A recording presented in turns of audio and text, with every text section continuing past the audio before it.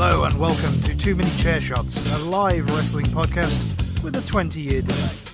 My name's Razorlog and I'm here with my good friend Mike. Alright. And we're going to be talking about 1996 WWF. Mike, why 1996 WWF? It's 20 years ago. It is. And people tend to like round numbers, and 20 is a round number.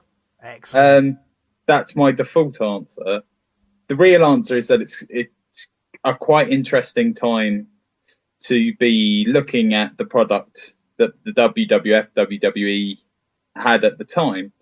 At this point in September 96, Raw has done about 170 episodes, so they've been on Monday nights for about 3 years. But September 96 is a year since WCW Nitro premiered against them on a Monday night. So we're a year into the Monday Night Wars.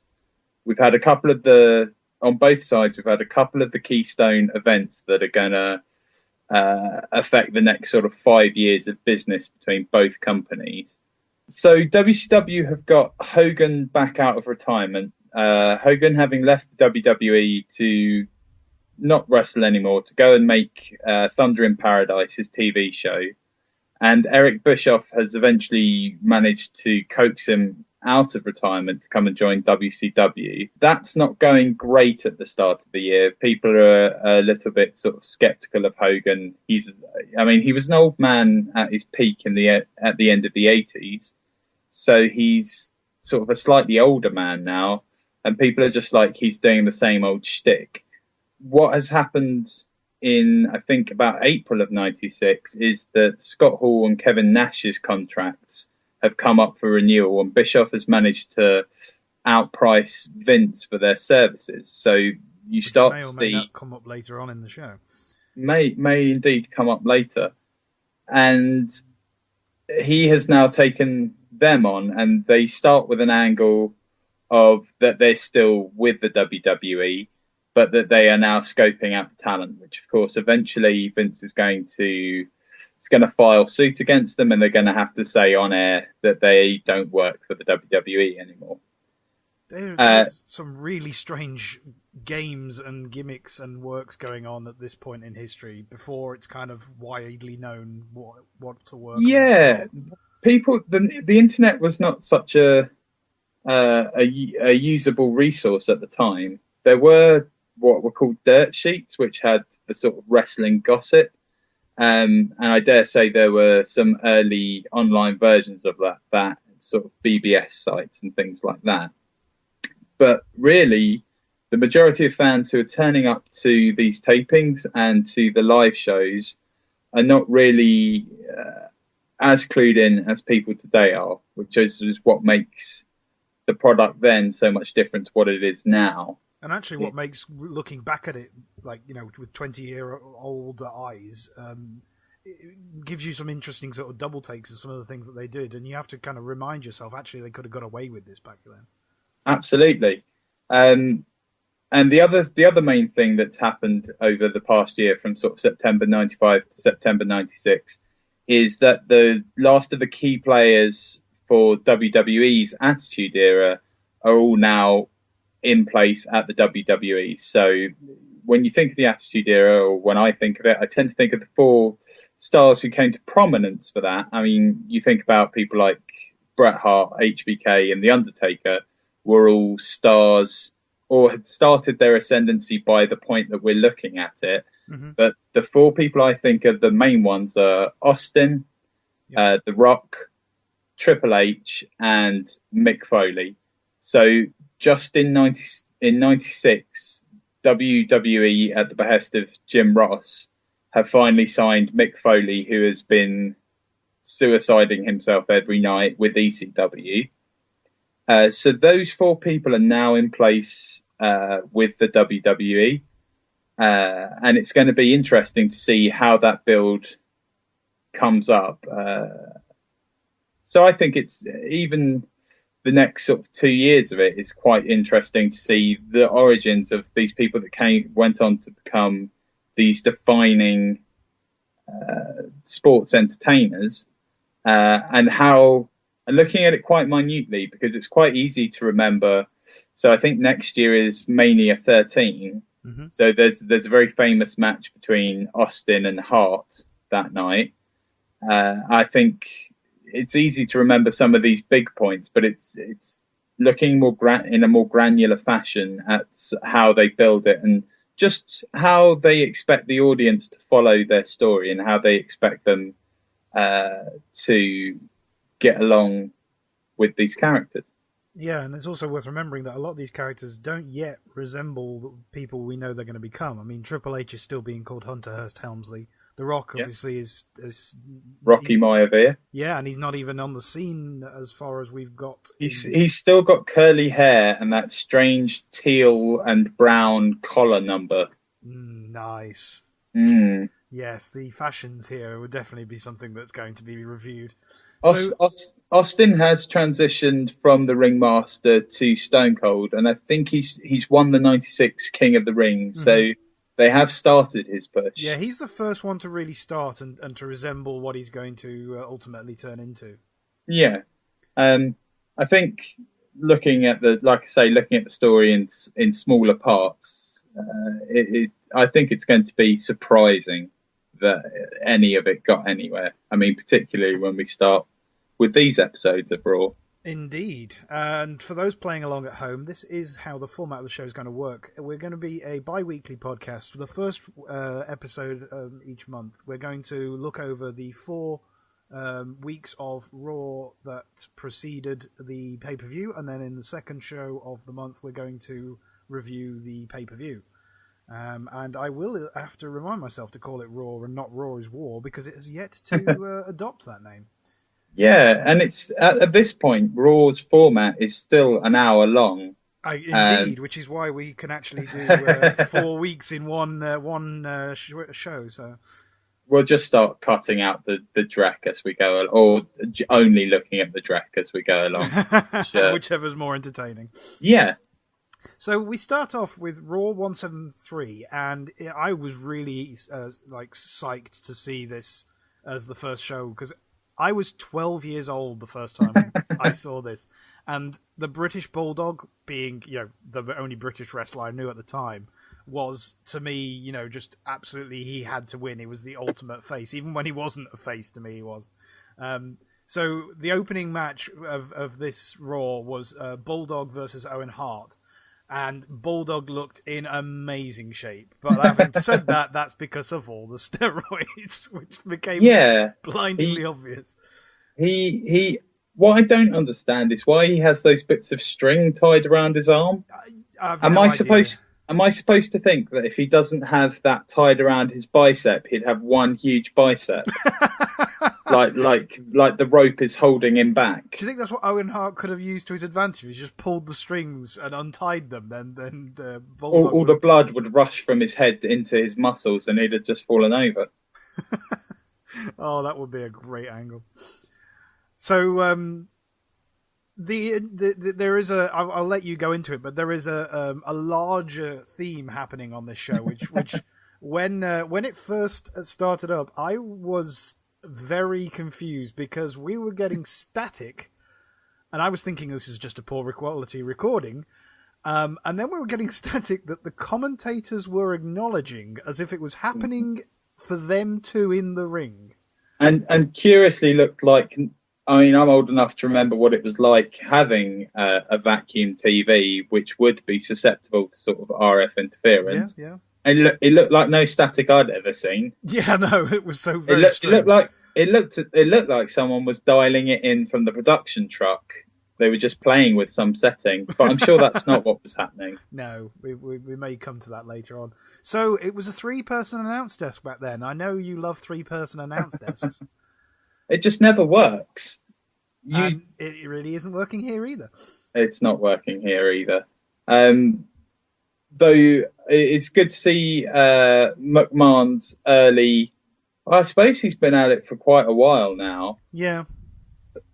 What I find interesting, I think we'll get into this towards in the next show, is the sort of he has to play a kind of schizophrenic kind of guy, because obviously Vince is the big backstage guy, and he's helping set where the company is going. But then he's playing surprise when things are happening on the show, which must be very tricky for him. And I'm not surprised that it comes off as a bit false, because once you realise with hindsight that of course he knew.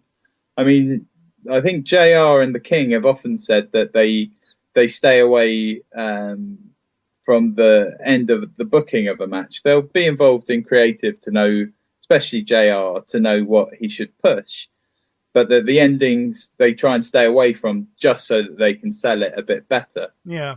But Vince is, like I say, this will come up a bit more in the pay-per-view, but Vince is having to sort of run this sort of two halves of Vince McMahon.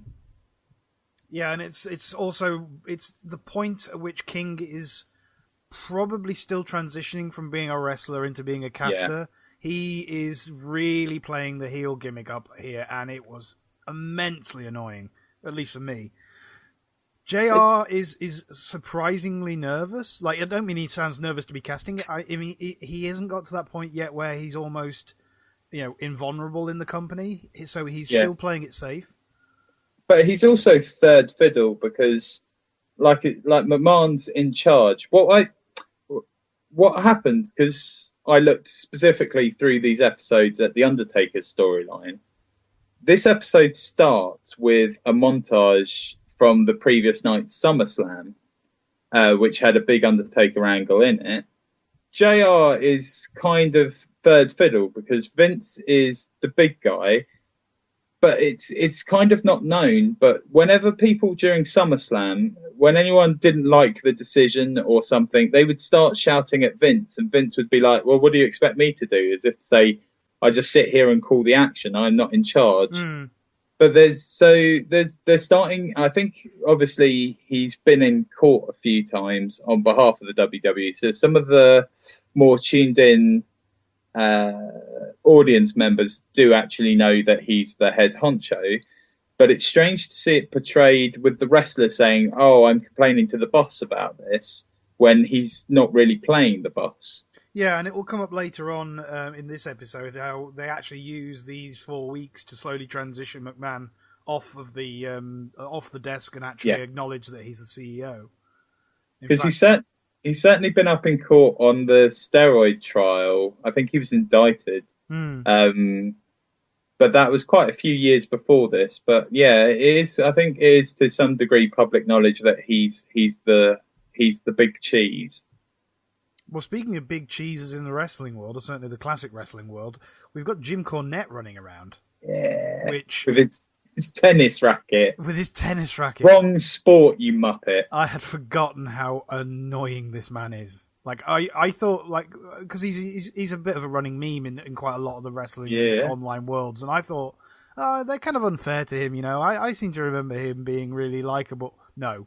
Just no. He is really annoying.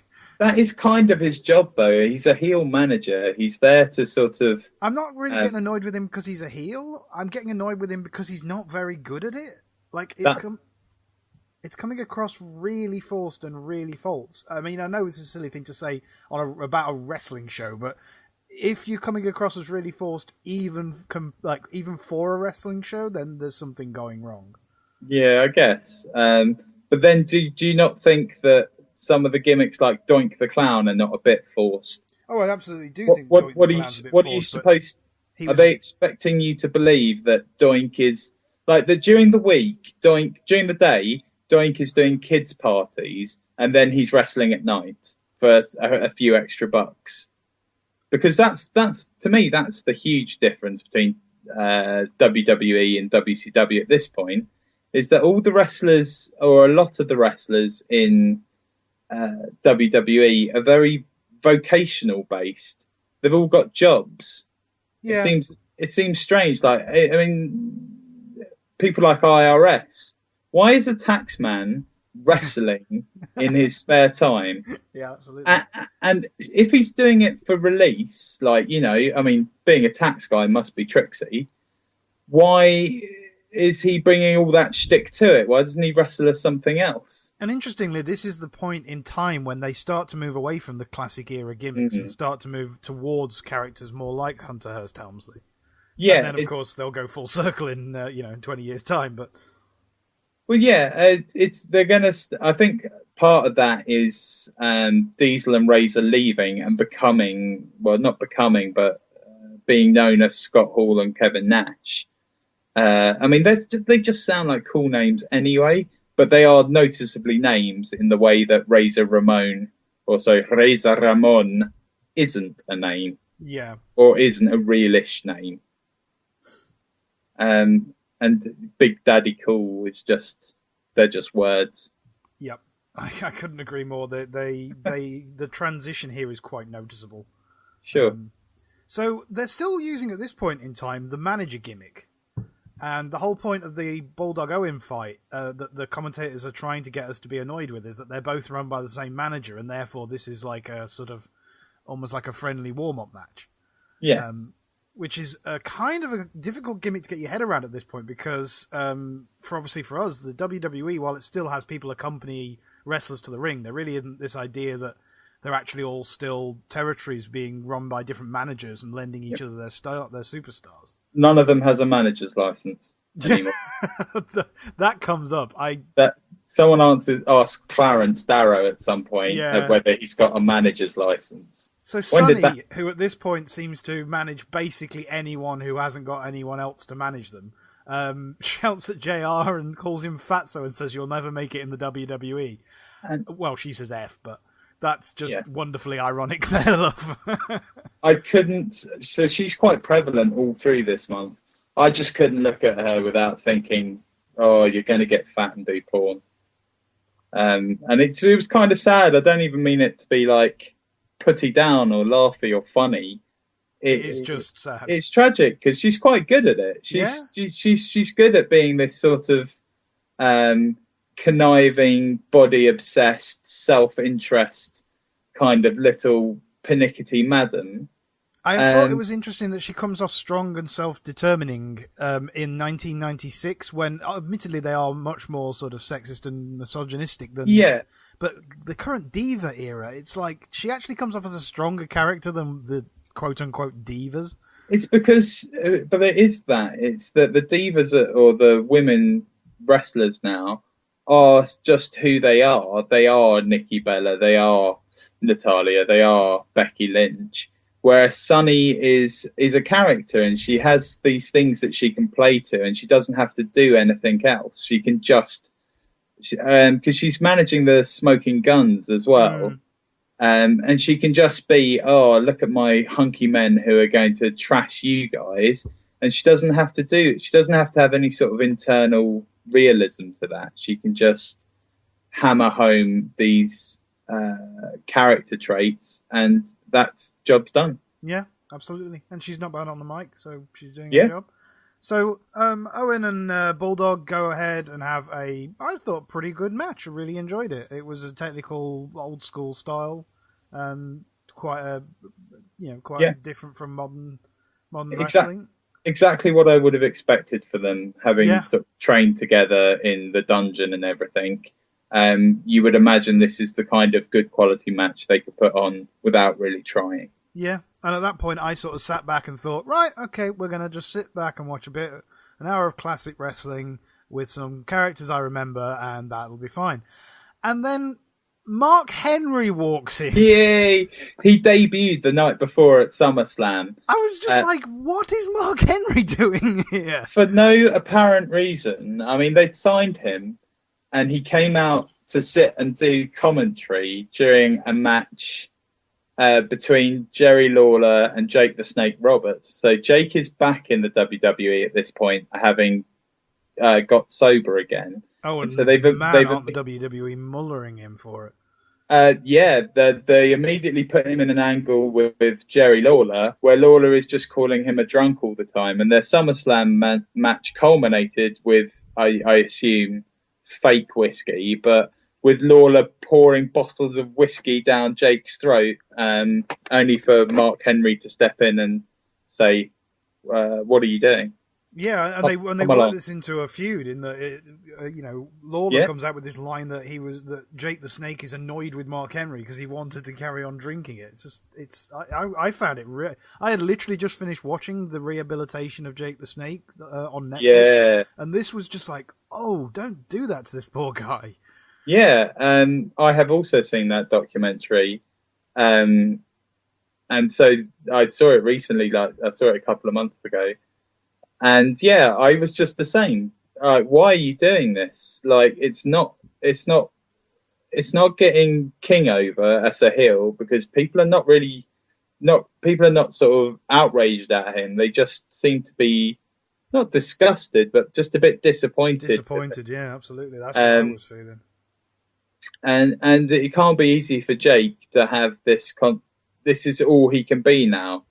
That he's sobered up, but all he can be is this target for, because it's about strength, it's about control of yourself, and it's about control of the way that you live, and the control is being taken away from him, and they are making a mockery of it. They're saying that he's not strong. They're making out that he's the weaker man, for having done this incredibly hard thing. I mean, I know it's going to come as a surprise to no one when we say WWE cheap creative, but you could have done a much better angle where he came back as an absolute monster and said, now I've conquered the demon bottle, I can conquer anyone, and really booked him as a great comeback, and then having him retire on a high. So sadly not. So Mark Henry was like 19 at this point. He looked really young. He looks about the same age as he does now. Yeah, that's really creepy. He hasn't aged. It's interesting because that means it's been sort of 20 years he's been with the WWE. Mm-hmm. Yeah. Everyone goes on about the Undertaker's 20 years, 25 years of phenomenal. Where's Mark Henry's week-long special? In the bin. So next up we have Vader versus, and now I'm just hoping I got this name down right, but Freddie Gibboni? Something like that. This was a total and utter squash, and zero fucks were given, I'm afraid. No, I would totally agree, and we are going to see at least one more of those, either in the next one or the one after. Am I missing something, though? What's the point of a squash match at this point in Vader's career? Everyone knows he's a huge monster. He's just at SummerSlam the night before. He's gone the distance with Shawn Michaels, and Cornette has this line all month about how Vader beat him twice and still didn't win the championship. Well, he won on a disqualification and a count out, so that's not how you win the title. I don't know what test you have to do to get your manager's license, but it obviously doesn't even include the basics of how wrestling actually works. Well, I want to know what you have to do to pass your commentator's license, because the lights flicker at this point, and the commentators start asking if WWF has paid its electricity bills. It's like, okay, so there's two things wrong here. One, you're asking if your own company is so cheap that they've not paid their electricity bills, and two, surely that's the stadium's job. Yeah, exactly. It's like when they roll into town, they have to pay. They have to put all the 50p's in the meter when they start in the middle of the day. No, utterly ridiculous. Yeah, and King will go on to do more like this. At one point during a match, he'll say he can't stand JR because he knows a lot about stuff. How dare he? Okay, so two things here were just, I was like, one of them was just I was so happy, and the other was I was just so confused, and neither of them I remembered quite as clearly. Mankind was just a phenomenal character. I'd forgotten how much I really loved that character. It's so good to hear, like, peak era Mick doing that era of Mankind voice. It's so squeaky and pleading, and it's desperate, and it's really upsetting to hear. It's really creepy, and I mean, compared to Bray Wyatt, which is way too polished to sound properly creepy. Oh, absolutely. It's really, it's kind of nasty, which I like. The thing about Bray is that all of his sentences run together and they all make sense. But Mankind's got all these sort of non sequiturs in his promos, and even in ring when he's just sort of talking to himself. There's all these bits that go in there and they don't really make any sense at all. Yeah, absolutely, and it somehow that makes it even better. Yeah, absolutely. You buy into the fact that he's crazy. Indeed. So then the Stalker turns up. I Oh, he mean, was great. He was so good. so at this point, I deliberately didn't look it up because I was just like, okay, I want to see if this is a one-off person or if he comes back again later, and he comes back again later. Oh yes. But I tell you what though, you was talking about Mankind's delivery and how good it is. Paul Bearer's voice. I mean, I knew it was funny, but I didn't realize it was that weird and just. Yeah. Why were you doing? Like, why would you? If you're pairing two supposedly supernatural evil characters with them, why would you? Do you think they deliberately had to make a funny sounding person in order to? Well, Paul Bearer has always sounded like that. My bigger gripe again has been if you're getting a loved one buried, it's a sad time. It's difficult. Are you going to go with the sort of quiet, somber funeral home, or are you going to go to the funeral home with the guy that goes, "Oh yes"? I'm going to go with the somber guy because that guy's going to piss me off. So you brought up a really good point about the whole angle they're working here with the Undertaker and how the commentators use and abuse it. Do you want to go into that now or come into it later? So Mankind and Paul Bearer do this promo because the night before there's been an excellent match between Undertaker and Mankind. It's a boiler room match, so they start fighting in a boiler room. They eventually work their way out to the ring, and it's whoever can take the urn off Paul Bearer first is declared the winner. So what's great about this match, not only that it's this prototype for hardcore backstage action, during the segment in the boiler room is pre-recorded, and there are some bad static breakouts that cover a couple of cuts in the action. But the crucial thing isn't just the action that's going on between the two wrestlers. It's the fact that the commentators say nothing, that there is just silence, and it's this dark, gloomy atmosphere. It's really well lit. It's shot on not on a handheld camera, but whoever's got the shoulder cam is deliberately moving a bit too much. So it almost has this kind of Blair Witch quality to it. And once they eventually, and then as it becomes live, so once they get out of the boiler room into the backstage area, the commentators slowly start to add in more and more lines until eventually they get to the ring. It's a fantastic match. And what happens, it culminates when Undertaker and Mankind get to the ring, and Undertaker eventually gets into the ring where Paul Bearer is first, and he reaches for the urn, and Paul Bearer doesn't give it to him, and he turns away, and Mankind attacks him, and eventually you see Bearer give Mankind the urn, and they go off, and the commentary team are in shock. They can't believe that Paul Bearer has turned his back on all of his time with the Undertaker, that close bond. Presumably, all those years they worked together at the funeral parlor, and they just keep on about it. And then they leave the ring, and the Undertaker's body is just there, and all these and the lights start to go out, and there's smoke. All these druids come out, and they fetch up the body of the Undertaker, and they carry him away. This is the first time we'd seen the druids, right? I think it is. I think, yeah. So there's the match with Yoko. There's a casket match with Yokozuna a year or two earlier, where Yokozuna gets him in the casket, and then as the casket's going out, it sort of catches fire. But anyway, he starts to ascend. He appears on like the 3x3 TV monitor screen that they've got instead of one big screen, because they don't quite have the LCD technology yet to make a big enough one.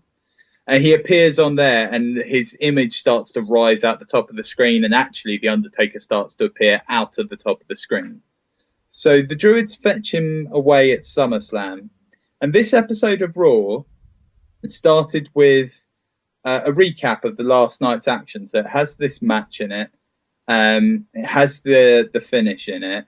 And they go on about saying, "Oh, is the Undertaker dead? He's been betrayed by Paul Bearer. What about the Druids? What's happening?" And you're like, yeah, what is happening? Because the second I saw that, I'm like, right, well, I need to go back and watch SummerSlam then.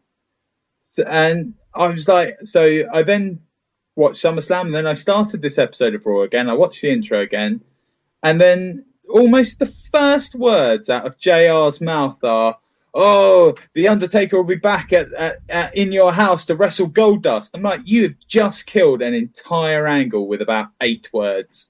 Yeah, and I wonder if they were just fed into his ear by Vince, just like why go to all the effort of having this huge build-up, of hiring druids, of staging this amazing match, getting a really good balance between the reality of it and the atmosphere of it. It's a waste of money. The Druid Union is notoriously expensive. They probably just get jobbers to do it. No, you think? And so I was angry because I was just like, why have you done this? Because why bother putting it in the VT package at the start of the episode if you're going to undercut it by trying to sell? I know you've got to sell the next pay-per-view because money, but don't do it like that. I know, and I'm afraid they're going to keep doing that for basically the whole of this month because there's a constant disconnect between what's going on in the ring and what the commentators say about that, and then what's going on with the thing as a television show. Yeah, so, and then halfway, so Mankind and Paul Bearer are doing this promo where Bearer says he's got rid of the Undertaker because he's bored of him, he's tired of carrying him around, and Mankind is referring to him as Uncle Paul, which is brilliant. Yeah. And he says that he wants to ruin the lives of all Shawn Michaels fans when they meet at In Your House. This is the other thing that I really pull up about this era. The feuds were really complicated and convoluted and overlapping each other. This makes no sense. So they've had this hellacious match at SummerSlam. Now the Undertaker is going to wrestle Goldust for reasons that are not immediately clear, and don't really ever become clear at all. But also they tell you that it's a final curtain match, but nobody tells you what a final curtain match is. And it's going to take 4 weeks before someone actually says what a final curtain match is. And it is not worth waiting for. Well, in that case, I think we better press on. Now, you mentioned Goldust. He was a complete WTF for me because I actually happen to think that Dustin Rhodes is a really, really great wrestler and he's really refreshing to see on the current product. Yeah. Man, had I forgotten where he came from. So the next up was Savio Vega versus Goldust versus Stone Cold versus Psycho Sid. Interesting 4-way because booking, because this is something about this era that really I still need to get my head around. Matches were made just for this is a wrestling show and this is the card and this is how it's booked. And feuds happened in and around those matches. They didn't really motivate the reason for booking the match. I don't know. I think it's 50-50. It's not entirely clear to me which way round it is. I'm not sure if they're trying to graft story onto matches or if they are trying to graft bits of story onto matches. Or did I say that the same way twice? You pretty much said that twice, yeah. Or whether they're just picking the matches that go with whatever loose story they've got. This in particular, I thought this is for somebody to go on and fight Shawn Michaels, isn't it? I imagine so. So it's the 4 of them to determine. Oh no, is it the Intercontinental title? Oh, I forget now. I haven't written it down. There is an Intercontinental. Tournament. There is an Intercontinental tournament going on because earlier on, the current Intercontinental champion, who I immediately paid no attention to because I didn't recognize him, has been injured with a ruptured kidney thanks to Farouk. Or Skeletor, because you could be forgiven for thinking he was both. It's like a blue gladiator. I just don't even. So he's vacated the belt, which I didn't realize was happening back then. Like I thought the whole belt vacating was only a thing that they did these days to explain real injuries. Well, Shawn Michaels is going to do it. He's going to vacate the world championship at some time soon. because he can no longer, because he loses his smile. That's right. He suffers a smile related injury in the ring or something. And anyway, he cuts this promo where he says he has to go and get back his smile. I remember it. I remember it when it was on, and I remember it being sort of dreadful. And just think, yeah. So they go straight into this match for very little reason or explanation, other than that it somehow is determining the next either, I don't know if it's number one contender or the next guy who's going to get the Intercontinental Championship belt. But off they kick with Stone Cold coming out to the ring. He needed to get better music. Yeah. Thankfully he did, but I was waiting for the big hit, and then I was just like, oh, what's this? So he's not fully transformed into his final form, as it were. Did you get a total Dean Ambrose vibe off of Sid? Sid's got this. Sid just confuses me for this whole sort of month. Oh, good. It's not just me then. He's got these really heelish tendencies. So remember that this is the late 90s. So he's got mental problems. Like, he talks to himself and he thinks he's the ruler of the universe. But he's completely over as a face. Everybody loves him and thinks he's great. And it's really interesting to try and work out how that's happened, because his hair alone is his hair looks like a sad pot noodle. It's really bad. So I like Sid. I like the intensity that he brings to his promos, and I like that he does like a good combo of his own stuff and some of Jake Roberts. So when Jake Roberts used to cut a promo, he would never really do any shouting. He would just be very quiet and cold and delivered, which is actually equally as effective as the other end of the spectrum, where you got Hogan shouting about vitamins and prayers and calling people names and that sort of thing. But yeah, they tip him out straight away, don't they? The three of them gang up on him. Yeah, I was going to say, like, could he not go for any length of time? Because he's out within seconds. I think they probably want him for something else. Right, okay. Would be my vibe. That made him look really... That really cheap. Like, because I definitely got the idea that the crowd thought he was a face, and that's like tipping him out that quick just really made him look weak. Yeah, they'd never do that these days. Like, kicking Daniel Bryan out in the middle of a rumble that everyone expects him to win. Yep, some things don't change. Yep. Thankfully, some things do change, because man, Goldust did not look in good shape at this point. He's clearly really, really overweight, and they've put him inside this sort of like gold romper suit to try and hide it. I think that what it is his weight is going up and down, so he must have a series, like a wardrobe of sort of gold body suits, and he's obviously had to step up a size, and so it's gone back to being a bit baggy. I think that's the thing we're going to see a lot of. It's going to go up. His weight is going to go up and down.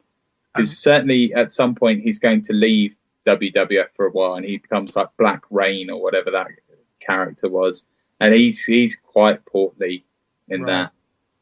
So I think he's always had weight issues. So the match is just getting going, and it's fairly interesting. It's okay, and then, in the middle of the match, they go to a sponsor that cuts half the screen, and they go back over a previous match's feature. I mean, okay, it was amazing shooting star press, but it was bizarre, especially on a 4:3 resolution television. Like, they literally half the screen. Yeah, I can't dissent from that. It's bizarre. And they will do it every week for the next month at least. And in the pay-per-view as well. Oh, really? Yeah. You paid for that? Oh, for God's sake. Oh, they're not going to do adverts in the pay-per-view, but what they're going to do is Vince is very keen on this double feature. And so whenever it happens, he has to call it by its name. And you're not sure what you're supposed to be looking at, because I've already seen moments ago what's happening in one half, but I can't really see what's going on in the current half either. Mm-hmm. So King is going to go on about how someone gets Pearl Harbored, which is the first time. I mean, I've come across this term in subsequent years about other shows when they've looked back at wrestling, but it's not a good line. Like, where does that come from? It comes from the Japanese Well, attacking Pearl obviously, but I Harbor. mean, like, where did it suddenly seem like a good idea to use it Uh, in a flippant like pro wrestling show? I've no idea, but I'm going to guess the American South. Fair enough. That seems about right. The last thought I had about this match is like, how weird was it seeing Goldust go over better than Stone Cold? Yeah, he's a bit more established, but That's bizarre. Especially like, he's a comedy jobber now, and don't get me wrong, he's great at what he does. But the, yeah, the weird thing about him having Marlene with him is that she smokes. Mm. Can't imagine seeing anyone smoke on TV at all anymore, let alone uh, on WWE. Yeah, I know. So next up, the last the main event, the last match on the card. WWE is doing its thing where it constantly over exaggerates itself. Now, in the modern era, they still do it, but at least they keep the over exaggeration specific, like Big Cass is over 7 feet tall, etc. But Yeah. Yokozuna is described as getting heavier every time someone talks about him. So he's introduced as being well over 500 pounds. As soon as JR gets him, he's over 600 pounds. 600 pounds, yeah. To the point where you wonder if they're cutting bits out where he's having like a huge roast dinner. These bits have been cut out for TV, but he stops every now and then to sort of devour craft services. And then back in the ring for another sweaty 2 minutes. Speaking of ring spot from the night before, nice ring breaking as he's up on the turnbuckle. Quite like that. And in the pre-show as well. Yeah. So they broke it in the pre-show, when that sort of thing you normally get at the end of a show. Okay, so out comes HBK, and screw me, what the hell was he wearing? He's wearing clear plastic and black studded chaps, and I don't know what, like village people outfit. Yeah, but you've got to understand, he's either just been or is about to be in Playgirl, so he's this kind of sexy hard body. I don't know. He looks like he's more likely going to be in, a men's interest magazine of specialist interest, shall we say? It's... You mean what, like model aeroplanes? Yeah, that's exactly what I mean. That's what I thought. Yeah. So yeah, just the state of that is ridiculous. Yeah. The only other thing I had to say about anything on this episode of Raw, really, was just how sort of all over the place it was. I mean, it was nice to see a good compact hour with sort of 4 matches, 1 promo, and all done to a nice tight schedule, but just bonkers booking. Yeah. It really is all over the place. Bonkers booking that they sabotaged.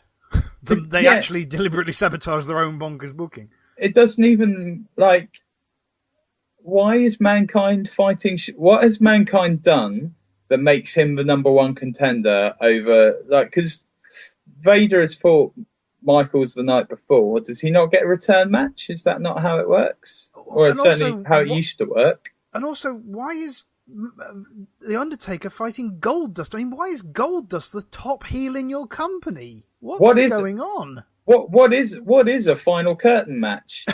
they keep mentioning it. It must be exciting. That they're building tension. They must be. This episode of Raw got a 2.4, which I think is 2.4 million, and Nitro got not 2.4 out of 10. No, and Nitro got 3.7. Oh, I can sort of see why. Yeah, absolutely. Because people at the time must have had the same experience that we've had. Even if they couldn't go back and see SummerSlam, if they maybe one of their friends said, "Oh, I saw SummerSlam last night. It was great. You should watch Raw when it's on tonight." Yeah. If you just sat down to watch this, I can see why you would switch off. I can see why you would go somewhere else. So, Raw 174, a week later. It's Monday night again, and we're kicking off with Triple H versus Psycho Sid. Except, of course, it's not Triple H, it's Hunter Hearst Helmsley, as we mentioned before. He's coming to. This is in the glorious period where he's coming to the ring with, how to say this nicely, attractive looking women. There's going to be a long period where he's coming with China. That's And true. But as impressive as she is as a specimen, I have never found her attractive. So it's just yeah, nice to see. Because he had his, what do they call her, a valet. Which Mr. Perfect seems to have been repeatedly coming out and sort of whisking away. Yeah, in a kind of creepy sort of, I'm abducting women, but they like it. I'm okay, WWE, sure. Because what they keep showing is him coming out to ring and whispering something to him, and then them going away. I wonder if what he's whispering is, I've got your sister tied up in the back of the car. If you don't come with me, you'll never see her again.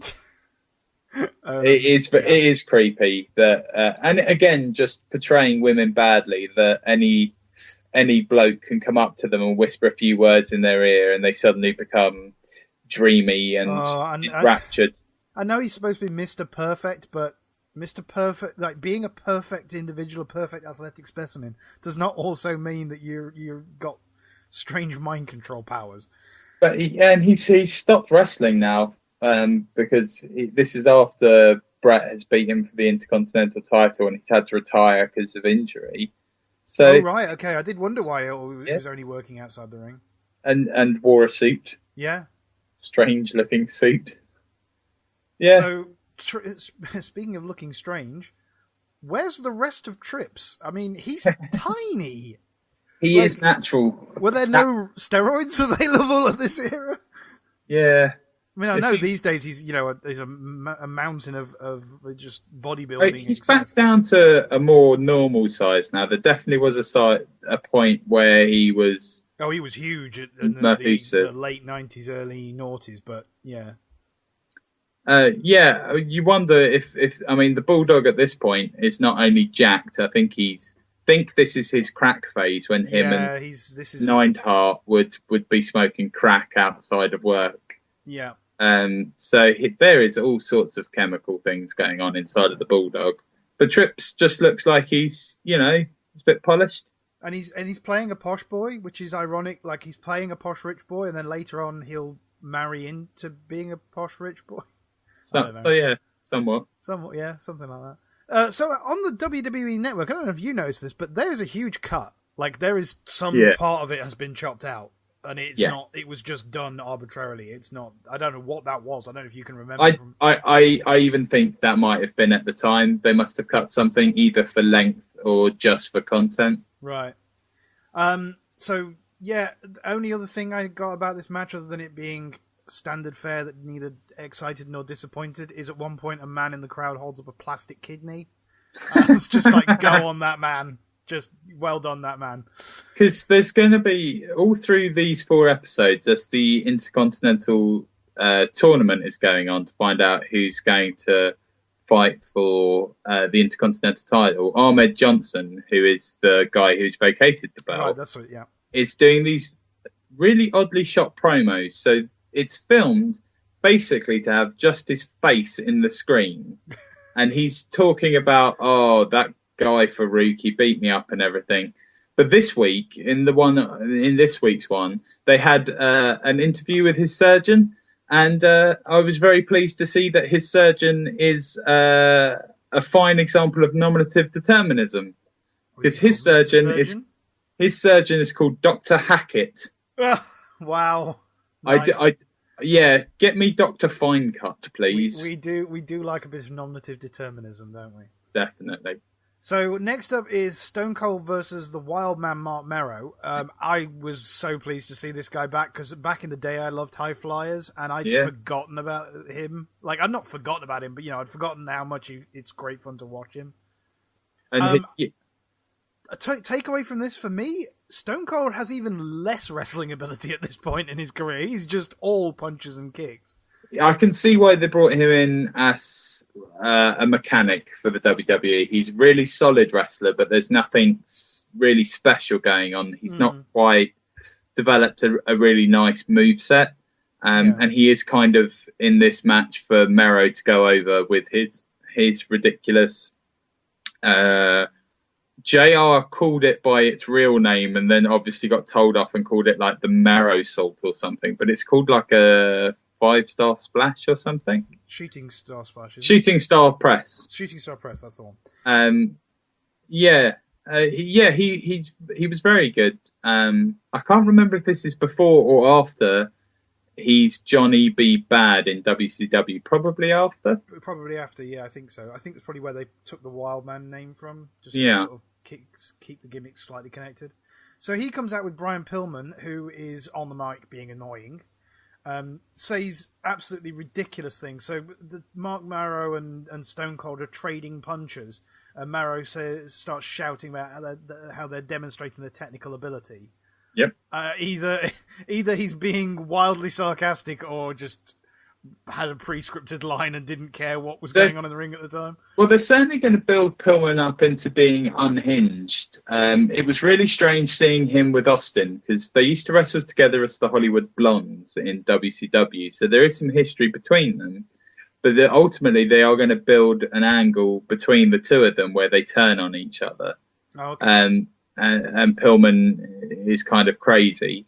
So, it was interesting to see what the dynamic was now, but you're completely right. He can't call a match for toffee. So, interesting things in this that I thought were worth picking up. The mounting the ring for the 10 counts, for the 10 punches where the audience counts. I totally thought that was a thing that like Kurt Angle started with the feud with Stone Cold. Nope. Austin hits what looks like a botched atomic drop, but they all call it the stun gun. Oh, yeah, that's his ringmaster move, I think. Oh, okay, right, fair enough. He finishes with a stunner that doesn't have a kick. Yeah. And that just it basically is an RKO, and it just didn't seem right. Yeah, he sort of has to turn his back on his opponent to make it work, which seems like really bad sort of theory. Yeah, it was, however, refreshing to hear nobody shout out of nowhere as soon as he hit it. So there we go. Finished with a ref bump and a DQ. That's not something you see these days. No. Quite like that. I've got a note here. Someone says foot action and makes it sound... it's actually the name of the segment and it sounds like a complete innuendo. Yeah. We mentioned foot action. Yeah. We mentioned before heel Lawler with his just calling out Jake about drinking. Oh, stop it now. It's awful. Yeah.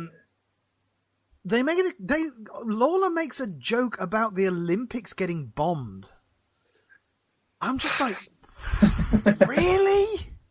Yeah, Damn. well, you got to remember that's before even like the Oklahoma bombing, I think. Yeah. So domestic terrorism has not really come home to roost in America yet.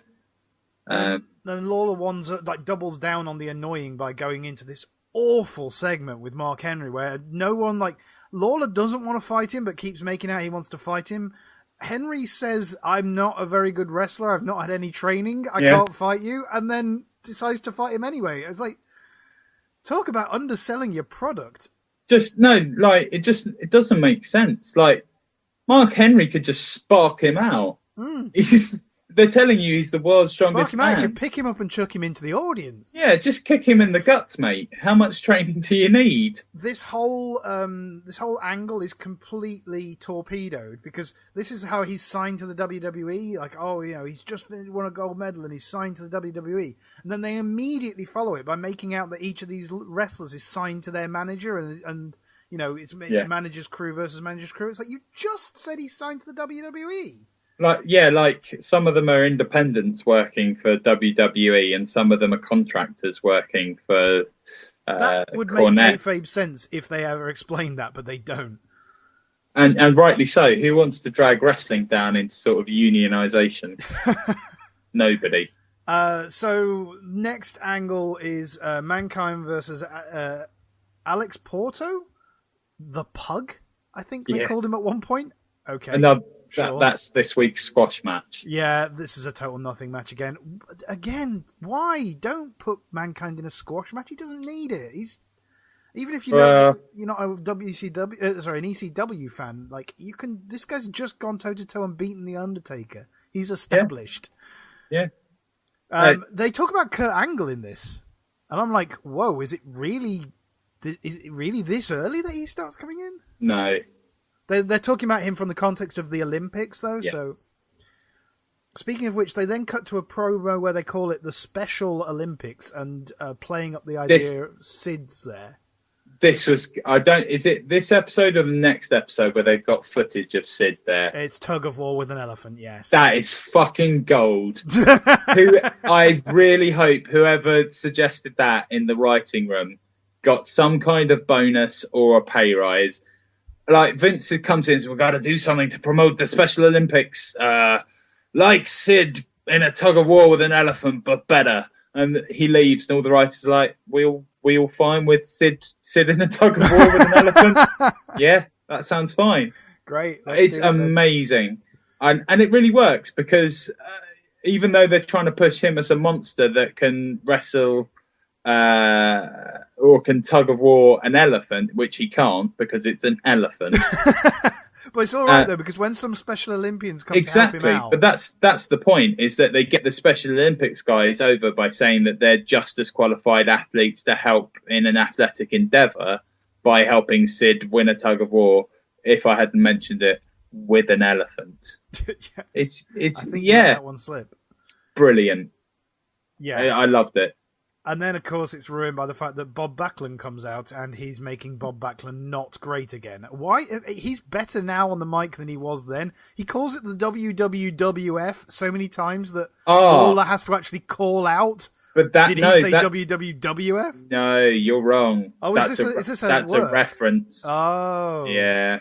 Sorry. So this is a counter promotion. I know there is a WWF at the time, but... I don't think they were still going at the same time, but I think it was. I'm not sure if it was WWF, but certainly one of the wrestling territories I think had a triple W in it. This is a Worldwide Wrestling Federation was the World Wide Web. The World Wide Web. I doubt that. So shout out to the woman who brings a rubber chicken in the audience, like naturally. That. Again. Audience, black and pink tie-dye t-shirts. I have a note here that I said these are so 90s and then remembered what era we're covering.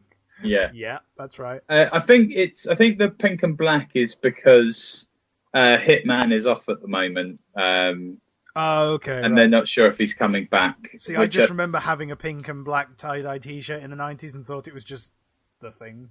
I'm so glad we have that confession on tape. Yeah. So... Tape, like I'm from the 90s. Because it's the 90s. I see what you did there, sir. Yeah. So Iron Sheik announces he's from a great country, Tehran.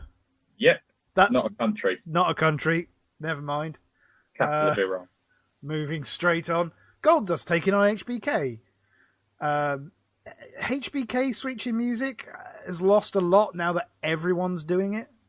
Yeah. I mean, he does it better, but it's done by quite a lot of people now. Well, Ziggler does it mainly. Yeah.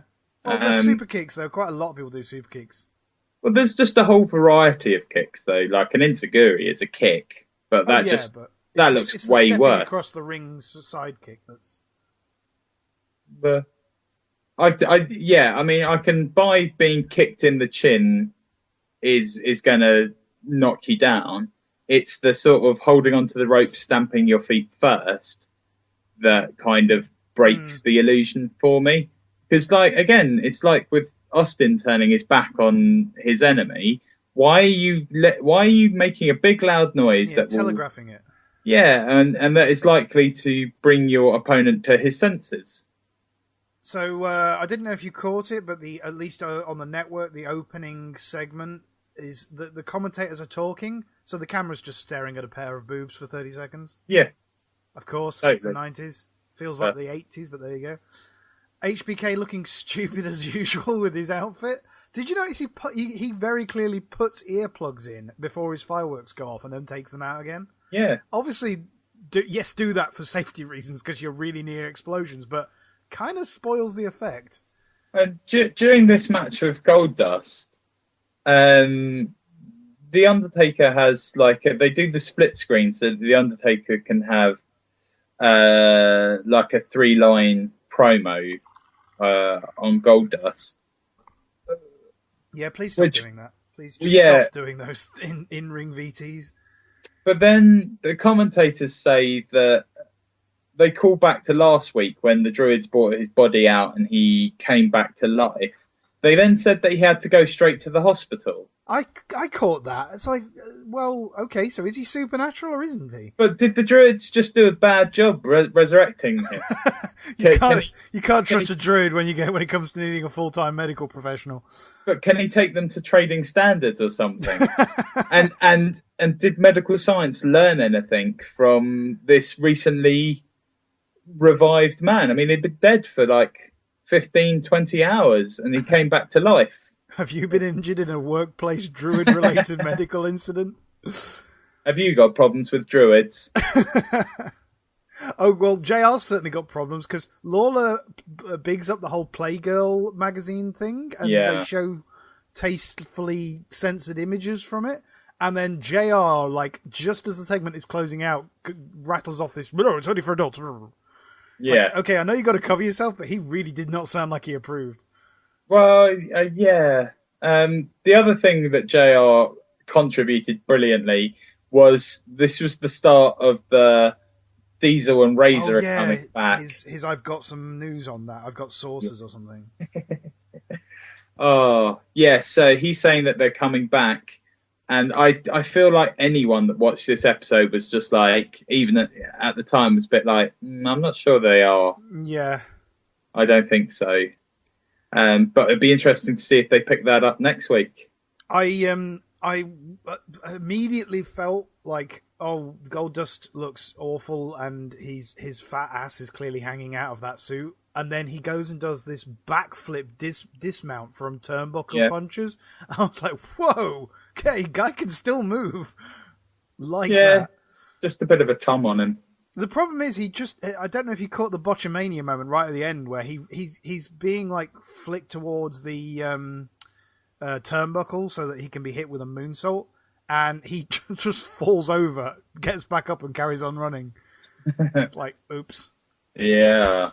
And then the match ends with a Mankind run-in that doesn't happen. Mankind runs down towards the ring, aborts the run-in, runs around the ring, gets in at the back after everyone's left, and what? Chases him off, sort of thing. What was that for? Like, who is he feuding with? I mean, that's supposed to be HBK, but why? What's the motivation here? Yeah. Why has he suddenly switched targets from The Undertaker to Shawn Michaels? Why has Shawn Michaels accepted this match? Yeah. We mentioned earlier the next week, the segment that opens, Farouk looking like King Skeletor. What is that? Yeah, it's just teal blue gladiator who I just don't. Why is he allowed to wear that helmet? It seems like that's cheating. If you've got a problem with Roman Reigns' bulletproof vest, you've definitely got a problem with Farouk's blue helmet. And there are many a man has had a problem with a blue helmet. I'm not gonna go there. So Farouk kicks things off with Savio Vega, so he does turn up later on. You've just brought it up. Like, how the hell is a plastic helmet legal in kayfabe? Yep. The people are putting in headshots that just aren't doing anything. And he's huge. Like, I only really remember Farouk from the Acolyte Protection Agency. He's big compared to then. He'll have come.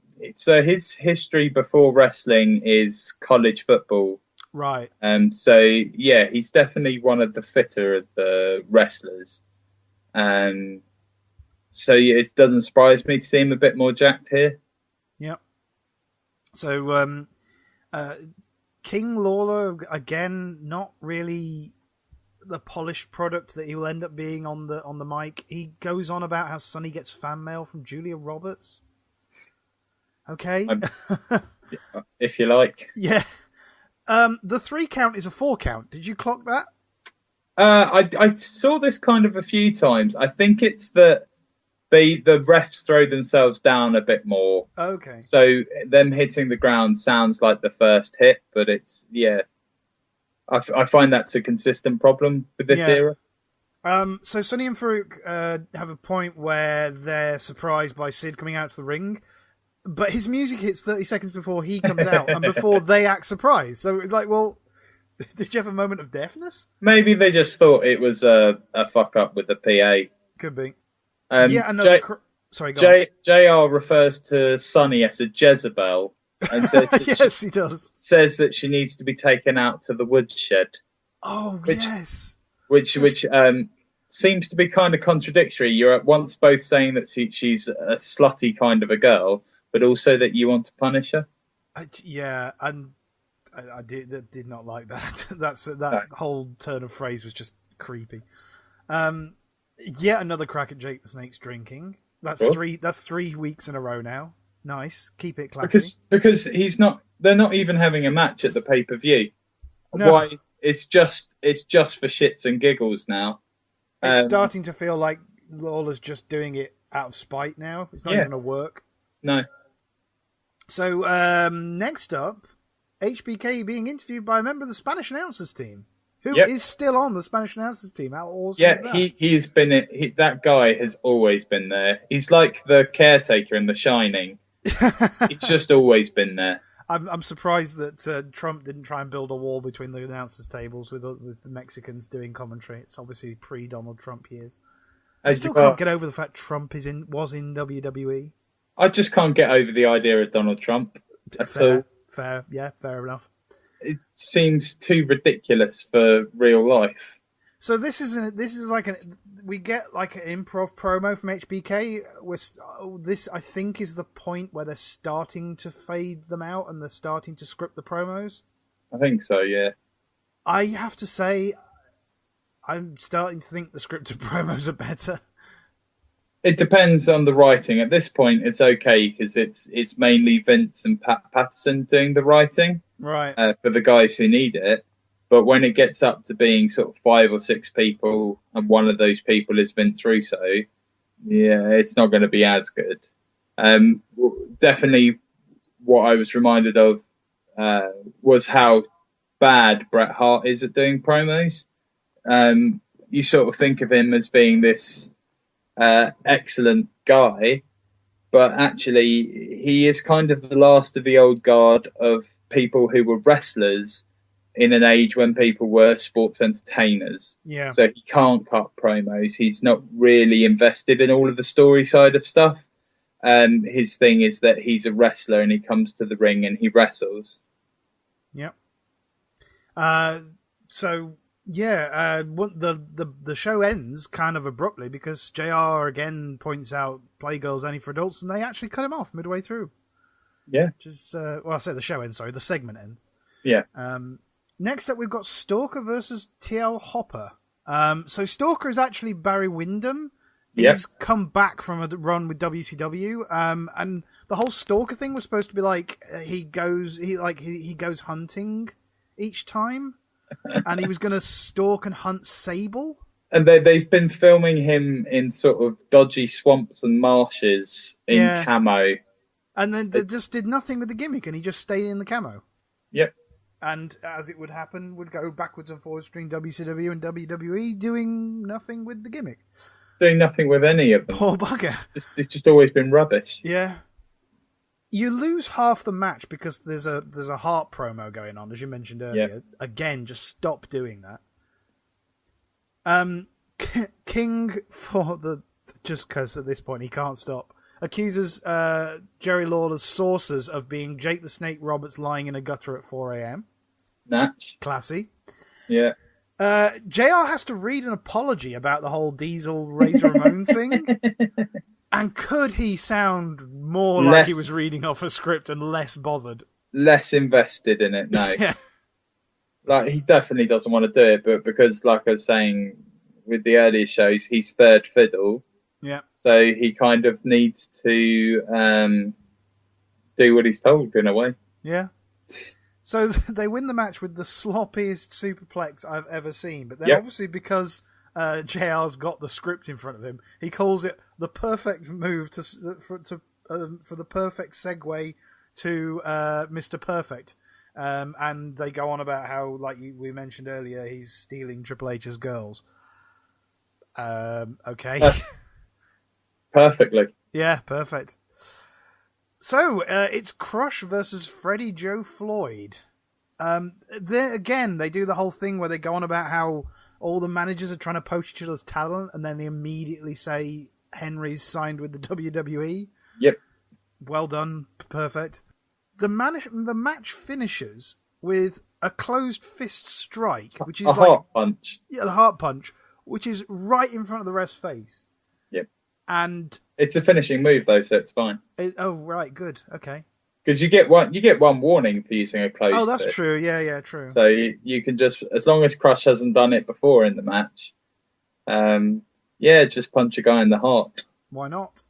Because you might cause an arrest. Yeah, that would. Yeah, that's not really thought out. I just don't get what the folding the arm behind the head is. Nobody sold that bit of it. No, I don't know why he can't just punch them in the heart. I mean, if he's this big brutish guy, surely just a blow to the heart will do. So I have a question: was that head tattoo real? No. Okay, good. We mentioned at the top of the show how WWE like to boast. This time around, they're putting down all the other TV shows on at the same time as them. Obviously. Nice. They're still doing that these days. They still go on about. This particular episode of Raw scored a 2.0 against Nitro's 3.4. Nice. So, well done, WWE. Well done. So, last match on the card is Salvatore Sincere. Sincere. I've got Sincere written. Sincere, yeah, why not? Versus The Undertaker. Hooray! So he's definitely back and back to life. Me. What a... this is this week's squash match. Everything else has been either gimmicks or just trying to advance stories. And out of the four squash matches across these 4 Raws, this is easily the best one. Yeah. Because it's not a proper squash match. The Undertaker lets him have some moves. And kind of I get that plays into his moveset. If you're the Undertaker, you have to let the other guy at least knock you down once or twice so that you can do the sit-up spot and things like that. But this guy looks way better with The Undertaker than he would have done with pretty much anyone else on the card. Absolutely. Or on the roster, rather. And they keep bigging up how he's undefeated, but he's literally only just wrestled 2 matches at this point. Yeah, I feel like we're not going to see him again either. It's just, there doesn't seem to be a real need to do that. The Undertaker bombs it down to the ring as well. It's like the quickest Undertaker entrance of all time. Even more so than when he had a motorcycle. Do you think he just wanted to get it over and done with? I just think, I don't know, maybe he wanted to show some vitality after he died and went to the hospital or something. Yeah. And again, they're really getting my hopes up with this talk of what the final curtain match is. And it sounds really exciting. I hope it's something really good. Yeah, and in this match they have the Goldust promo cutting in on the match and saying that he's been playing a lot of mind games with the Undertaker, but not that we fucking seen. He's played zero mind. Not a single wrestler in a single feud at this point has played a mind game with anyone. No. He mentions the final curtain stipulation and almost infers that there's some sort of laying a curtain down on your downed opponent. But I couldn't tell if that's part of his sort of Hollywood theatre kind of gimmick, or whether it's actually that what you have to do. You have to drape the curtain over the opponent at the end just of it. Sort of tucking them into bed. I just wondered if we were going to get some inappropriate joke along sort of a golden shower curtain or something. Oh. Yeah. Lovely. See, I'm putting the attitude into this before it's even there. That's it. Right there. So the match was fine. I didn't need the promo and stop saying final curtain. So, Raw 176, the final Raw before the pay-per-view in your house. The go-home show. Indeed. Sponsored. Oh, go on. Sponsored by Tekken 2. Yes, which is a game I loved. I loved did as well, and boy, did that date both me and this show. I was so pleased. I was like, oh yeah, Tekken 2. That's much better than what I'm watching. I should be playing Tekken 2. That's probably not the effect they wanted, really. Oh well. Oh well. So we open with Jake, and he actually acknowledges he's fed up with or does he acknowledge, or does someone else acknowledge he's fed up with Lawler's jokes? I can't remember quite. I have got an odd reference in here. So yeah, I think Lawler starts up with sort of drinky gags. He charges down to the ring and tries to smack him one, and Lawler tries to hide, doesn't he? Yeah. And at this point, it's those two and Kevin Kelly now on the booth. Vince has disappeared for a bit. Well, Vince has now disappeared, ready for the whole JR fake Diesel and Razor Ramon think so. thing. But anyway, so yeah, JR and Lawler get to arguing. And Lawler says something about how drinking has made Roberts weak. And Lawler tells and JR tells him off. And then they have this weird exchange where Lawler says, but everyone knows that drugs make you weak. And JR says, of course they do. Now, they work in an industry that's awash with people taking drugs that make them stronger. That's... At this point, they have to be seen to be very anti-drugs. So yeah, but they've got the Bulldog on show. It's blatant that people don't look like that. That's not what a normal person. That's not even what a normal muscular person looks like. Also, English people don't look like that when they go in the sun. That is a shade of mahogany that's not right. Yeah, like nice try, guys, but maybe pick something you've got the moral high ground on, like sexism. No, maybe not. No, maybe not. Racism. No, perhaps not. Oh, all right, so let's get inside the ring where it's slightly less controversial. Jake the Snake Roberts is fighting the Sultan. Yep. It's Rikishi! Is it Rikishi? It is Rikishi! I looked it up. It's Rikishi! And I was so happy to see Rikishi. I was just the like, naughty what quiche is man. he doing there? So he's the Sultan. He can't speak because he's had his tongue cut out. Oh, yes. Thankfully, we don't learn this through, nuanced performance and interesting segments about the character. Somebody just mentions it in JR King just tells us who he is, just gives us his entire backstory in like a complete, I'm reading a paragraph of script. Totally. It's just, really? So at the moment, Rikishi, who is Samoan, he is wrestling as presumably some sort of Middle Eastern, Iranian kind of sultan. But you've also got Yokozuna on the roster, who is also Samoan, playing a Japanese guy. Oh, I noticed that earlier. I meant to ask you, have you ever seen a non-Sultan do this? Non-Sultan. What am I talking about? A non-Samoan use the Samoan drop? Because he uses it. And for a moment, I was like, but isn't he Japanese? And I looked it up and went, oh, no, he's not. He's Samoan. It's completely Samoan. Yeah. It's so bizarre. Like, is the Iron Sheik even Iranian? I think he's American, isn't he? He's like American Iranian or something. Because it seems like other than the wild Samoans, if you're Samoan, you're not allowed to be Samoan. No. Like, I get that. It's bad enough that the WWE sort of stereotypes every other nation on earth, and to be fair, they actually stereotype Americans quite well as well. But the fact that they sort of just essentially don't let Samoans be Samoans is very strange. And the only Samoans you can have are the sort of brutal, head shrinking, people eating wild Samoans. Yep. I just think it's weird. Once again, 90s WWE is collecting isms. Yeah. So I would note here, Rikishi looks really slim. Does? Well, not really slim, but surprisingly slim for where we'll see him later on. Yeah. And Jake looks old, but he can really still go. Like, he still looks good in the ring. When he throws out punches and stuff, he's still got that sort of bob and weave, razzle dazzle kind of violence, which I really like. JR really overpushes his work shoot that he's going to do soon, or is doing, or is, I don't know, is in progress at the time. Yeah. Every time they cut to Bob, is it Bob Buckland who's come down? Yeah. Every time they cut to him, he looks totally confused and gormless, like he's no idea where he is or what's going on. Yeah, And he speaks like he can't hear the other commentators. I'm not sure if maybe there's a I think they're trying to portray him as this buffoon that thinks he's much cleverer than he actually is.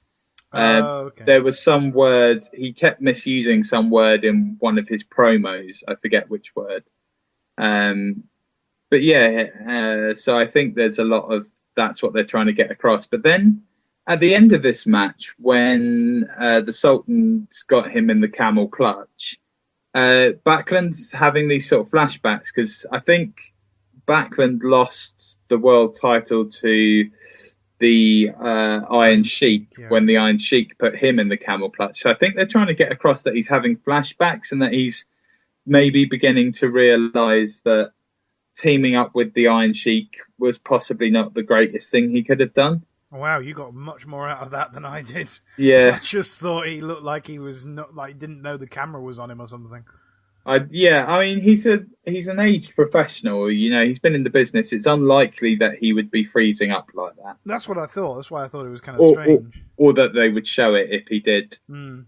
I mean, if you have a heart attack at the announce desk, they don't show that. So yeah, wow. The one note I had on this whole match, it was a mess of angles. I couldn't tell if this was the JR's news angle, or if this was about King versus Jake the Snake, or if this was about Sultan Sheik angle. I had no idea, and it detracted from the match. I was too busy trying to figure out what I was watching. Well, you're just trying to take in too much information from too many storylines and try to assess a wrestling match. Yeah, and the actual booking, there was no feud between the two people in the ring. All the other feuds were happening around it. Yeah. Very confusing. Yeah. So you mentioned them earlier on. It's the Smoking Guns. Yay. Versus the Holly Cousins. It's Billy Gunn and Hardcore Holly before they were. Yeah. I was quite pleased before they were this. asses. Before they were asses, yeah, quite. Of various kinds.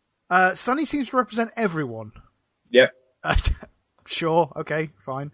With a giant picture of herself? That's a great spot. That spot is completely money. Having a huge picture, like forget Rusev and his stupid flag for whatever country they're pretending he's from. A humongous picture of herself above the ring. That's great. Yeah. She's probably got that big bit of whatever it is material. She's probably got that in a lockup now. She unfolds it. She unfolds it every now and then and just sort of looks at herself and go.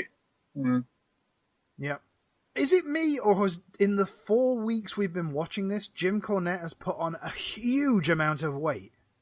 Did he just wear it well in the first episode? Because... No, I think his bodysuit when he's doing his demonstration match, I think is padded out to make him look more muscular. I think the joke is supposed to be that it's padded to make him look muscular, but it just makes him look like he's a bit rotund. King totally one-ups himself on making inappropriate references to Jake's drinking by having a dig at Nelson Mandela. Naturally. Okay, good. Well, don't forget that Nelson Mandela's a terrorist. Sure.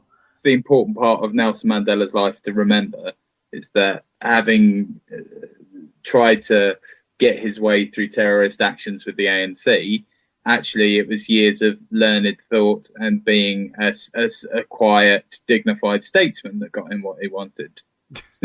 It's an important lesson to remember in a world riddled with terrorism. Yep, good point. Well made.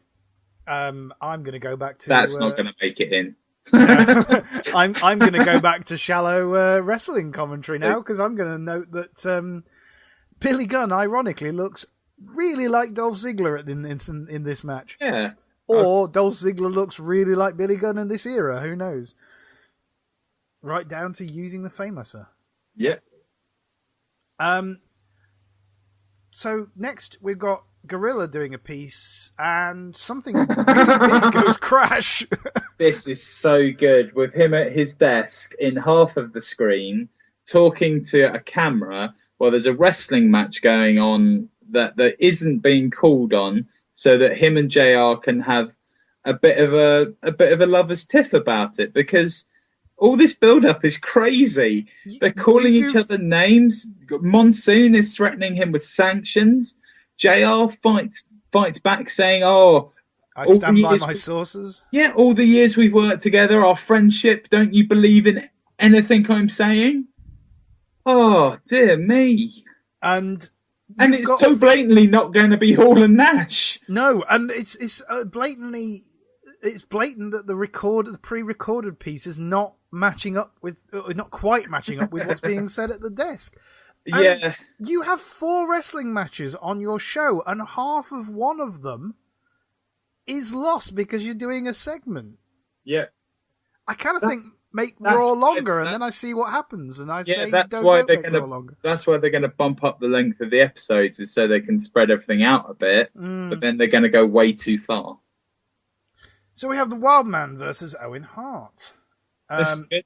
This is excellent. We have the first display of chain mat wrestling that I've seen in the 4 weeks we've done this Raw review so far. Yeah.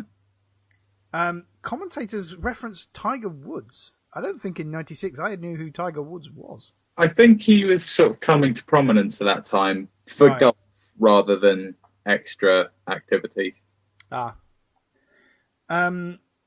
So they make the first reference to the fact that Gorilla isn't the actual boss and that Vincent McMahon is on this episode. Yeah, that Gorilla is the commissioner or whatever it is. He signs up the matches, but Vince is more senior. Yeah. So they mention that Mankind is the new face of fear. So we've gone Taker, Mankind, Taker, Kane, Taker. Now they're lining Wyatt to be the new face of fear. Does there always have to be a face of fear in the WWE? Is that it's like the Defense Against the Dark Arts role in Harry Potter. Right. Okay. Excellent. That's what I thought. Yeah. Once again, King encourages violence against Sable. Yep. Classy. Owen Hart is a face at this point, right? Because he's it's doing hard to heelish tell. moves. He's doing this shtick with his fake cast, which is definitely heelish, but he is kind of on the Hart family side, and they are generally all faces. Right. So I think he's just the sort of he beat Brett at WrestleMania, or I want to say WrestleMania 10. They had a classic match then, and I think since then he's been sort of, they haven't quite managed to push him one way or the other. His style of behavior in the ring doesn't really suit being a face, but the crowd don't really want him to be a heel, because if he goes full heel, the natural thing is just to put him against Brett again. So yeah, because you can't have him go against a third party, because then if that third party is really waylaying him, Brett will need to come in. And then you've got a face coming in to save a heel, and it kind of doesn't make any sense. Not that seems to be a problem for the writing or booking at this point. Yeah, it's all a bit confused. So the next bit of confusion from another Hart. We cut to Bret Hart's promo, recorded earlier. Obviously not in one take, because did you catch the fact that so many cuts and wipes? So many cuts, yeah. Just like I was saying, he was always pretty shit on the mic, but can he really not even read out a scripted promo? And the real telltale is that, like with Ahmed Johnson's promos, they have filmed him really tightly, so somebody has got the piece of paper next to the camera so that he can just read it. Yeah. But can you? Yeah, and it was just poorly edited anyway, not just the cuts and everything.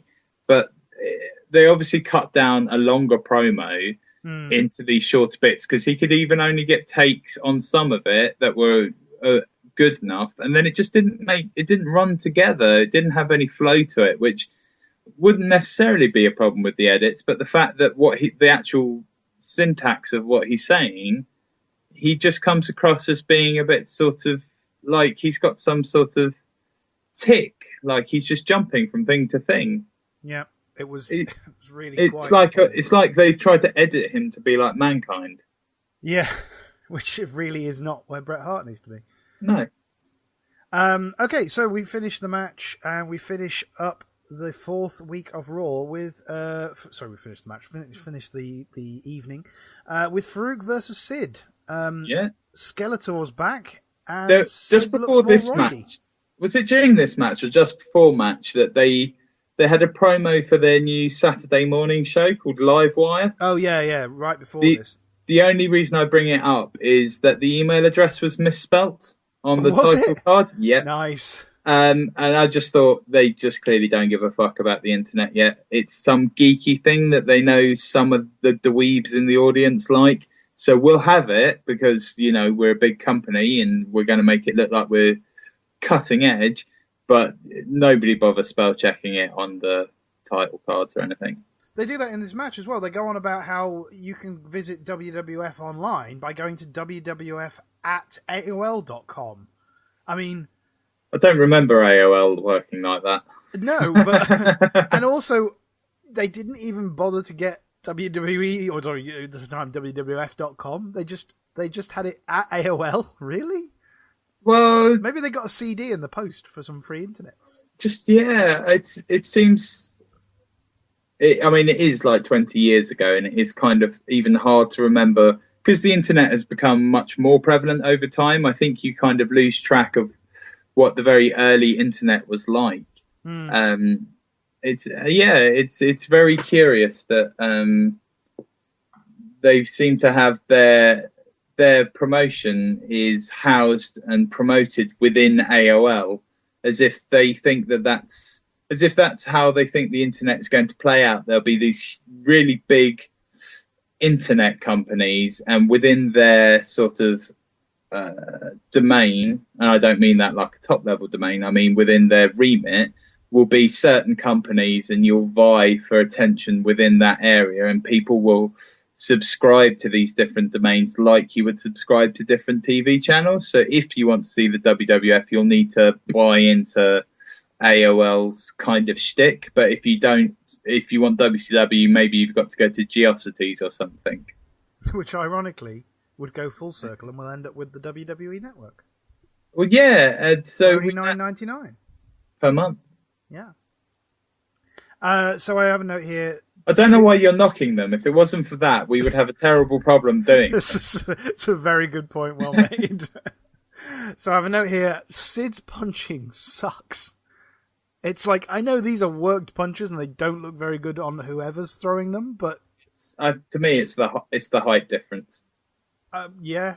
I feel like if he was striking properly, he'd be striking down too much, and the chance of busting Farouk open by mistake would be too great.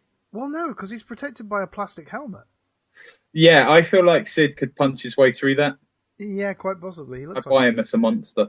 He looks really roidy in this. He looks more like bigger than he was in the first week we've covered. He's sort of sweaty, sort of hairy, sort of roidy.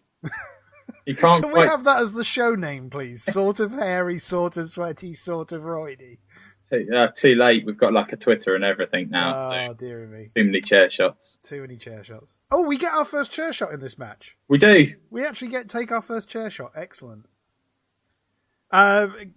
King makes the very same Jake's kidney joke that he made 4 weeks earlier. Just word for word. Like Vince was like, yeah, it didn't go over last time, so just let's try it again. That's what they do with like Roman Reigns. Yeah. Yep, truth. Yep. And then to top Bret Hart's lackluster promo, one segment earlier, Taker finishes off the show with an absolutely fantastic promo. Yep. I quite liked it. Yeah, he had like 3 or 4 good lines, dark, moody, and finally, I was overjoyed. Kevin Kelly has explained what the final curtain stipulation is. Hurrah! It's amazing. You have to win by pinfall. Oh. So a no DQ match then. So what the fuck is all this final curtain bullshit about? It's just a no D. Don't call it that. Like the WWE has always had this problem. Why is it sometimes a no DQ match, like so no countouts, no DQs, So you got to win by pinfall. But sometimes they feel the need to gimmick name it. So this one's called the Final Curtain, presumably because that's an allusion both to sort of the final curtain on the stage, so it's a theatrical thing for Goldust, but also one faces the final curtain and death in the Undertaker. I get that. That's great. You could have done something more with it. Yeah, just you could have had some. The name's great, but then again, nobody's right. We'll call it a final curtain match. Do you want to make a special thing out of it? Oh, no DQs. Why didn't they have it as like a ladder match where you have to pull a rope pull and it drops like a square curtain around the ring, and it just ends with like you above the curtain and your opponent lost behind it? Something like that. That's a ridiculously stupid idea, but I still would have thought that was better. Excellent, good. It took all of 3 seconds to think up. Yeah, they did it with when JBL fought Finlay at one of the WrestleManias. They had the exact same thing. So there was no DQs, no countouts, but they called it like a Belfast brawl match or something. Cause, they often have Texas Deep South street fights, which are just no DQ matches. Yeah, but what I expect out of a street fight, particularly like I think the classic for me is either, it's definitely Goldust against Roddy Piper. The point of a street match or a street fight like that is that there's definitely going to be a wandering element to it. It's not just going to be in the ring. You're going to go backstage and you're going to go through the crowd. And in that case, you're going to drive off and another match will happen in between and then you'll come back and finish your match. Yeah, but I want to say the last like 2 or 3 street matches that we've had in the current era have not done that. They have just been in the ring matches with maybe a weapon. Well, that's just rubbish. Yeah.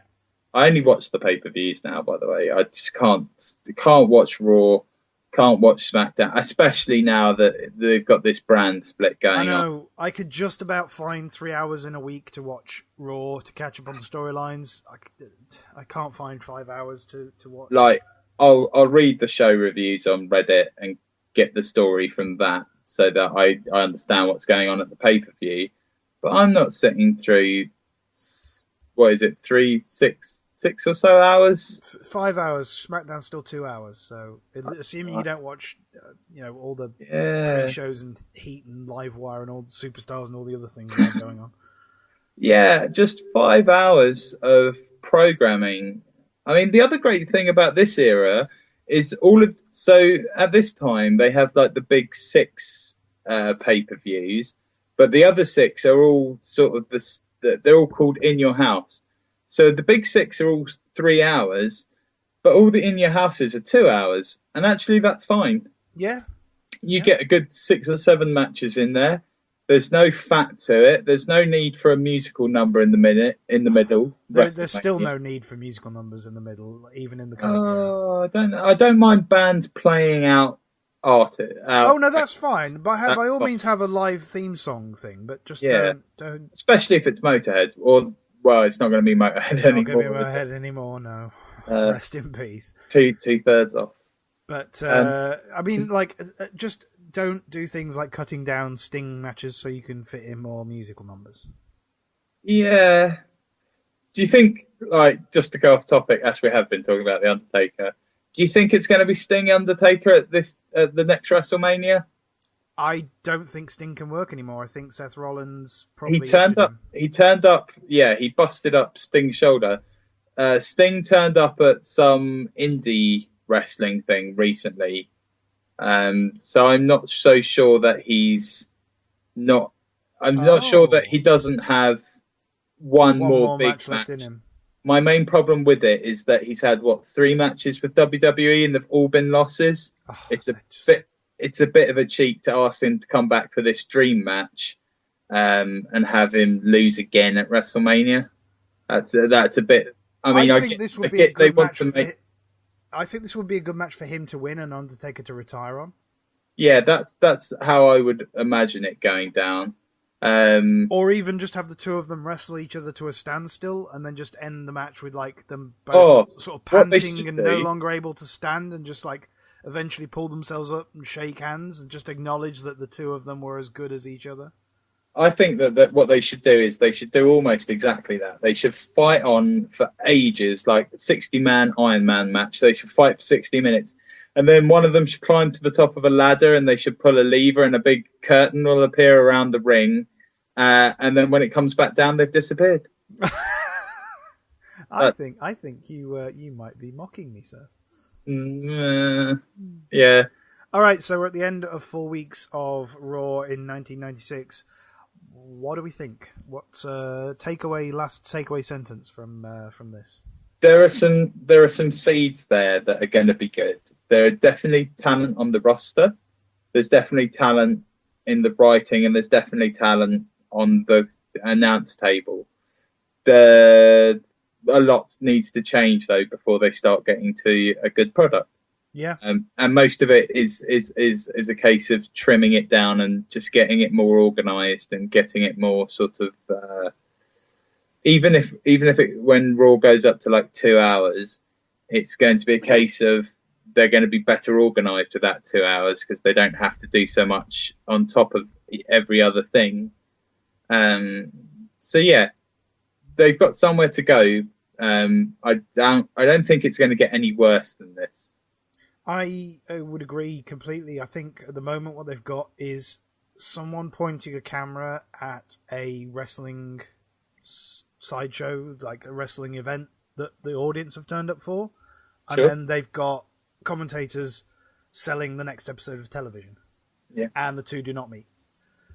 Yeah, and I think I know we haven't got into the Attitude Era yet, so we're not really getting the good stuff. But at the moment, all this is doing is making me think that the current product is not as bad as I thought it was. Yeah, I think definitely. One of the other things I took away from this, JR still is already good. He knows the moves. He knows how to call a match. He's not quite got into this sort of more sort of studious relationship with the wrestlers where he knows a bit about their character and stuff. And I think that's partly because he's new. But it made me reflect on like the current commentary teams and how much I don't really like Michael Cole. And do you know what? I think Michael Cole is unlucky. I think that had Michael Cole been here at this point, and then JR had joined the company when Michael Cole did, I think we would see Michael Cole in a different light. I think we would see him as a perfectly competent announcer, able to give you the details of a match and to maybe add some colour. And then JR developed that and became much better with it, more involved, more invested, more emotional about it. But things being as they are, JR has set this incredible standard over his sort of 15 years of doing it, and Michael Cole comes nowhere near to that. And that's not necessarily Michael Cole's fault. No, but that's a very fair way of looking at it, actually. Yeah. So, that's 4 weeks of 1996 WWE Raw. Next show, we will be bringing you WWE in your house. No one has played any mind games yet. Complete absence of mind games. Just, we have a name for the show. That's good. Yeah. See you later. That's basically what we got. I wasn't sure if you were summing up the pay-per-view or us. There. No, we've got a name. And that was it. Enjoy. Strangely, works both ways. Yeah. So, well, that was the first inaugural episode of Too Many Chair Shots. And you can find us and let us know what you thought about it on Twitter at ChairShotsShow. And that has been myself, Razorбug, and Monsieur Mike. Hello. Goodbye. That's good night from me. It's good night from him. We'll see you again in 1996. Take care. Laters. Bye.